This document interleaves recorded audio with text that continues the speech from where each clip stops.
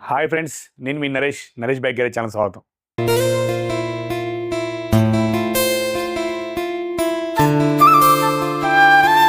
Friends, ఇప్పుడు భారతదేశంలో CNG bike Bajaj company వాళ్ళు ఫ్రీడమ్ అనే బైక్ 125 సీసీ బండి రిలీజ్ చేశారండి. అది చాలామంది సిఎన్జి దాదాపు 1 వీక్ నుంచి చూస్తున్నాం, సోషల్ మీడియాలో బాగా ఓదరగొట్టేస్తున్నారు.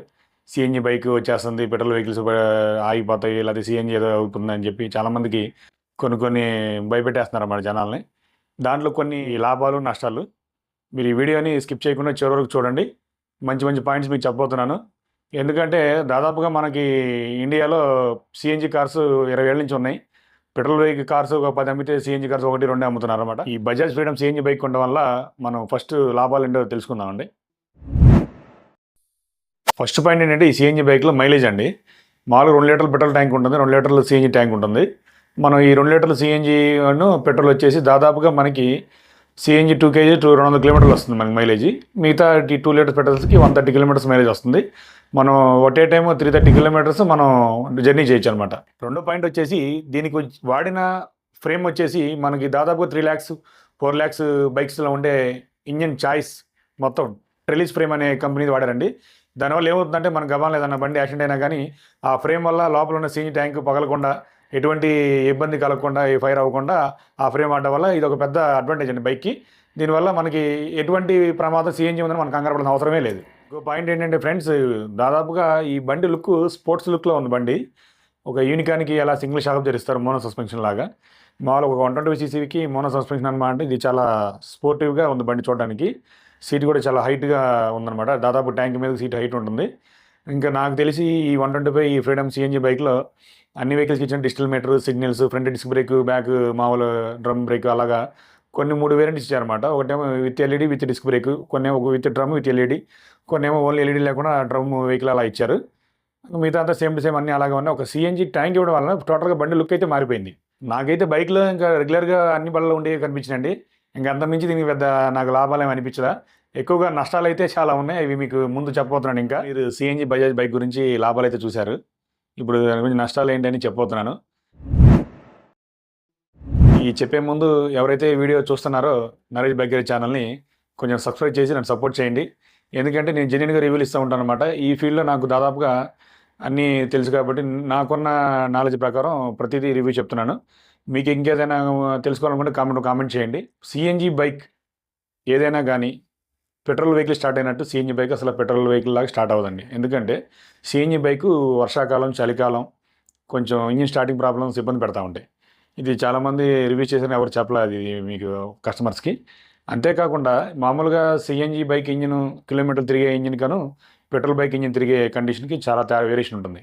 పెట్రోల్తో నడిచే ఇంజిన్ అయితే దాదాపుగా 1 lakh వరకు మీకు ఇంజిన్ బోర్ రాకుండా ఉంటుంది అనమాట.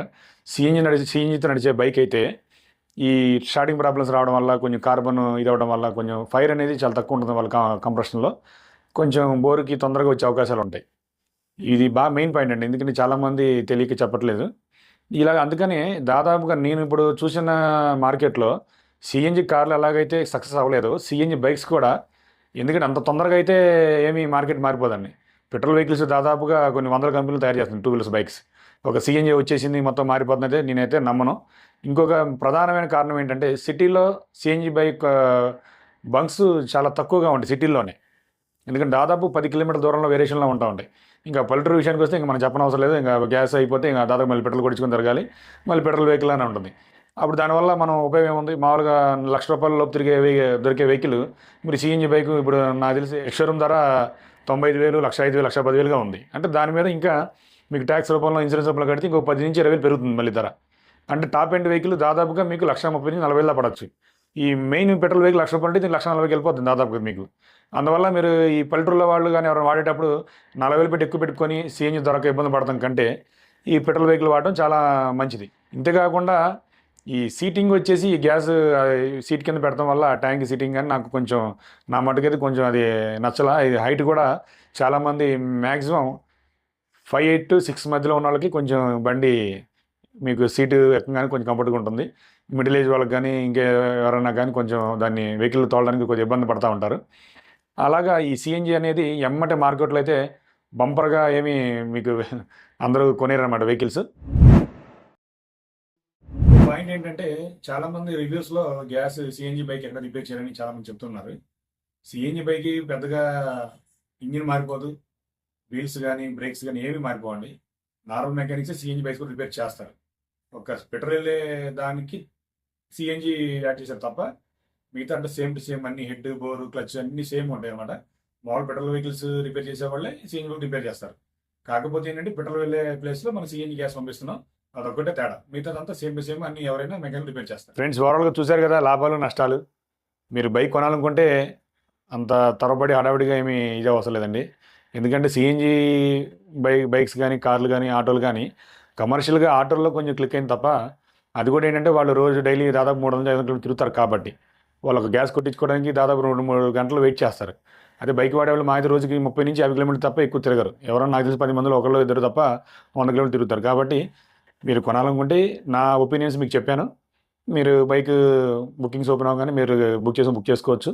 నేను మరలా తిరిగి బైక్ రాగానే దాని గురించి రివ్యూ చెప్తాను. దాని బండి మీ దగ్గర ఉండి మీరు రివ్యూ చెప్తాను.